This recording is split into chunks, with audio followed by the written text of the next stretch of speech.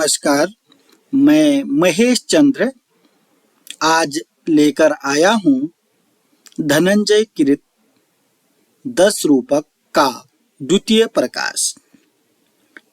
द्वितीय प्रकाश में हमने 3 कारिकाओं का लिया है। आज हम चौथी कारिका देख रहे हैं। उससे पहले हमने पढ़ा कि नायक कितने होते हैं। नायक के 4 भेद बताए थे: धीर ललित, धीर प्रशांत, धीरोदात्त, धीरोधत्त। उसमें से जो धीर ललित है उसके विषय में भी हम पढ़ चुके थे। धीर ललित किसको कहते हैं? जो निश्चिंत रहता है, टेंशन फ्री रहता है, चिंताओं से रहित रहता है, कलाओं में होता है, विभिन्न गीत नृत्य आदि कलाओं में से आसक्त होता है, सुखी रहता है, मृदु स्वभाव वाला होता है। ऐसे नायक को धीर ललित नायक कहते हैं। धीर ललित नायक के विषय में हम पढ़ चुके हैं। आइए देखते हैं आज धीर प्रशांत नायक। हम देख रहे हैं दूसरा जो नायक है, 4 प्रकार। धीर ललित के बारे में हमने अध्ययन कर लिया। अब देख रहे हैं धीर प्रशांत। धीर शांत। सामान्य गुण युक्त हो तू धीर शांतो द्विजादिक हो। धीर शांत या धीर प्रशांत नायक किसको कहते हैं? जो सामान्य गुणों से युक्त होता है, द्विज आदि होता है। द्विज माने ब्राह्मण आदि होता है। जो सामान्य गुणों से युक्त ब्राह्मण आदि होते हैं उसको धीर प्रशांत कहते हैं।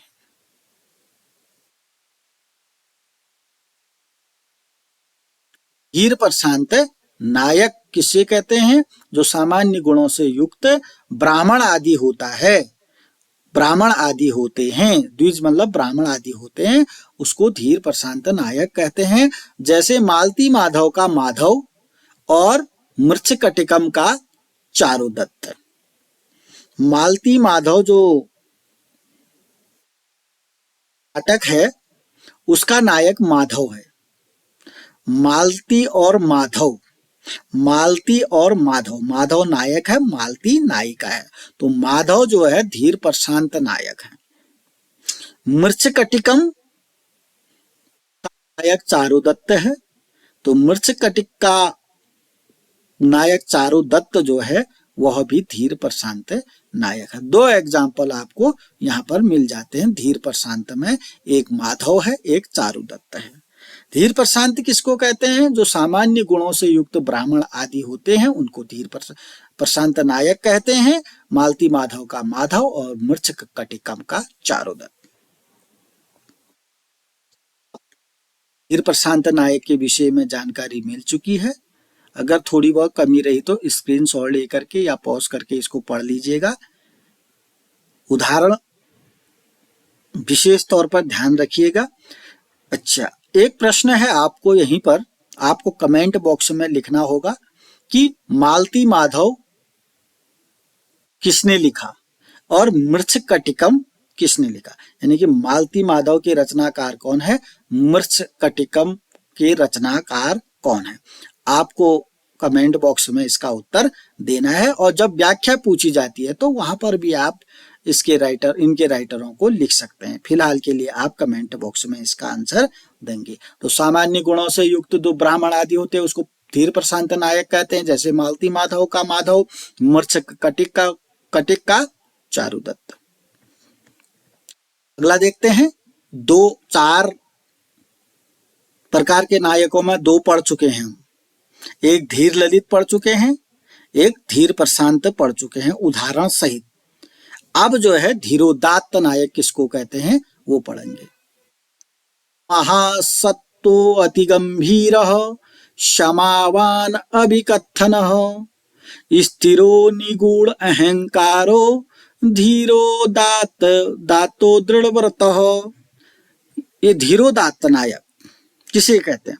महासत्तो, सत्व गुण वाला, सत्व गुण वाला, अच्छे गुणों वाला, जिसका अंतकरण जो है उत्कृष्ट होता है, ये मतलब है सत्व गुण वाला, महासत्व गुण वाला। महासत्व माने सत्व गुण वाला, जिसका अंतःकरण जो है उत्कृष्ट रहता है, जिसका अंतःकरण स्वच्छ रहता है। महासत्व, महासत्वशाली, सत्व गुणों वाला। अति गंभीर, गंभीर होता है। आपको मालूम है कुछ लोग बहुत गंभीर होते हैं, तो वह जो धीरोदात्त नायक होता है ये अति गंभीर होता है। अति गंभीर पढ़ना आ गया तो 50% समस्या सॉल्व हो जाती है।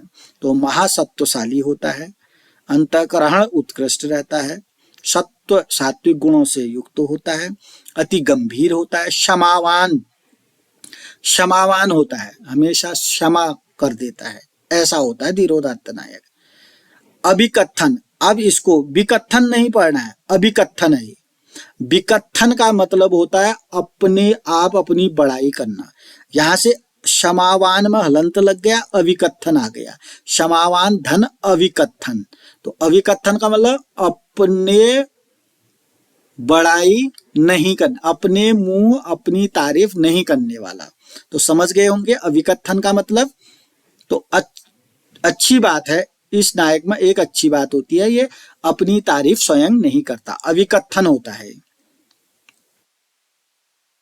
नहीं तो आजकल बहुत मिल जाते हैं अपनी तारीफ स्वयं करने में लगे रहे, मैंने ऐसा किया, मैंने वैसा किया, बस दिन भर अपनी तारीफ करते करते उनका दिन निकल जाता है।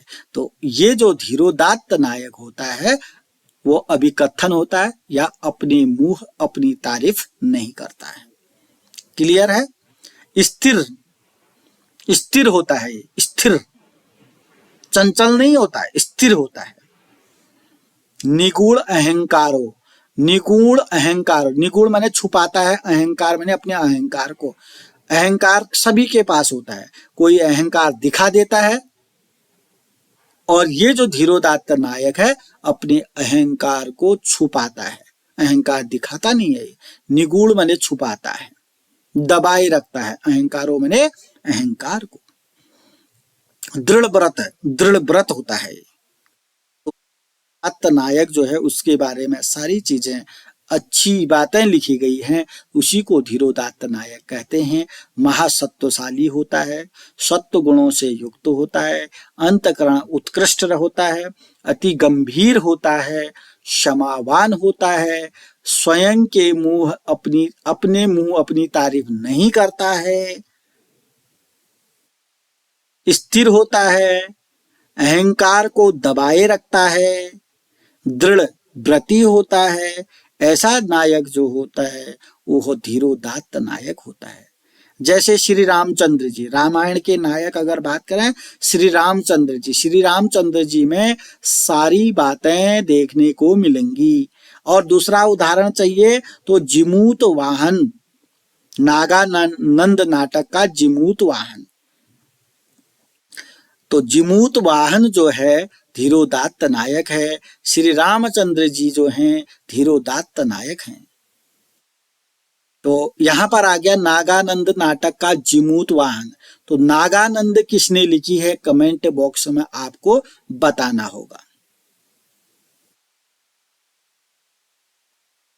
धीरोदात्त नायक जो महासत्वशाली है, अति गंभीर है, क्षमावान है, अपनी तारीफ स्वयं नहीं करता, स्थिर है, अहंकार को दबाकर रखता है, दृढ़ व्रती है, ऐसे नायक को धीरोदात्त नायक कहते हैं।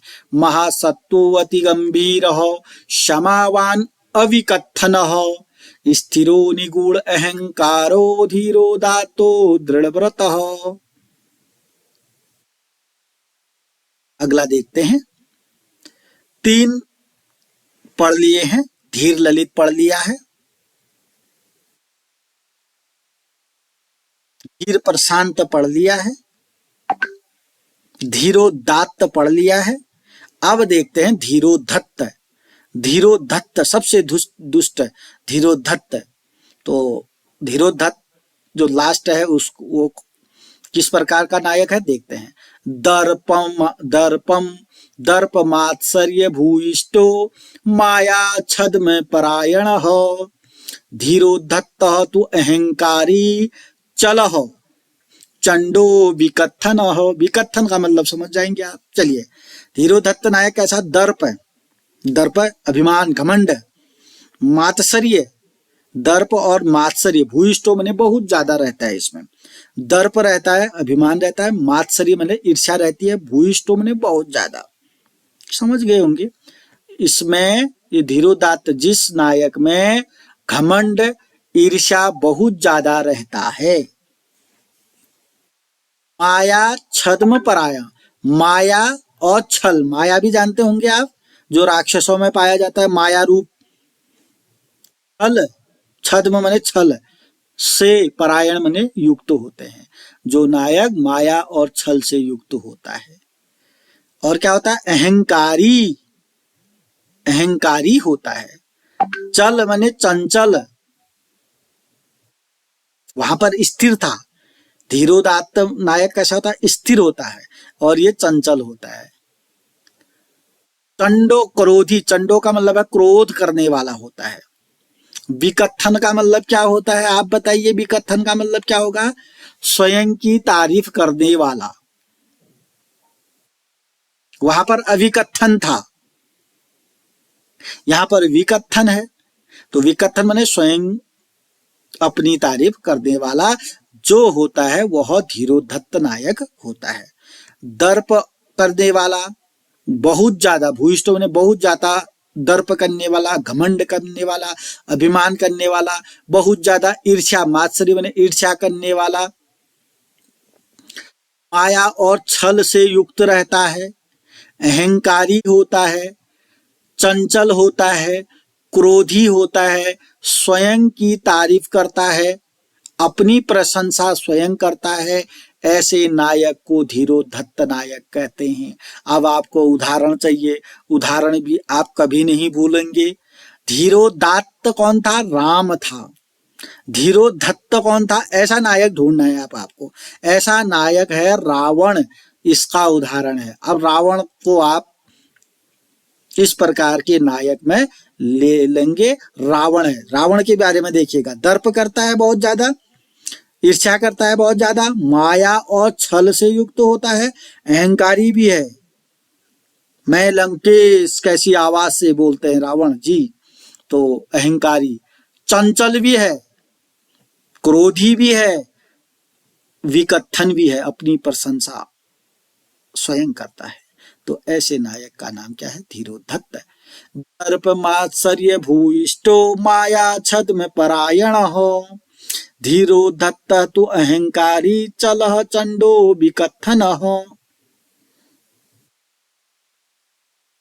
तो आपने देखा कि 10 रुपए के द्वितीय प्रकाश में हमने अध्ययन किया कि नायक के कौन कौन से विशेषताएं हैं, नायक कितने प्रकार का होता है। नायक 4 प्रकार का होता है: धीर ललित, धीर प्रशांत, धीरोदात्त, धीरोधत्त। तो सभी के बारे में हमने क्रमशः अध्ययन कर लिया है। आप भली भांति इनका अध्ययन करेंगे, स्क्रीनशॉट ले लेंगे, पॉज कर लेंगे, लिख लेंगे और बार बार सुनेंगे, तब जाकर के आपको ये भली भांति समझ में आ जाएगा। जब आप पढ़ाई करते हैं उस समय सबसे पहले अपने आप का वातावरण आप सही कर लीजिएगा। आस पास आपको कोई भी डिस्टर्ब करने वाला न हो, क्योंकि पढ़ाई तभी संभव है। पढ़ाई में शांत माहौल बहुत जरूरी है। अगर आप जितनी ईमानदारी से, जितने शांत माहौल से अध्ययन करेंगे उतनी जल्दी समझ में आएगा।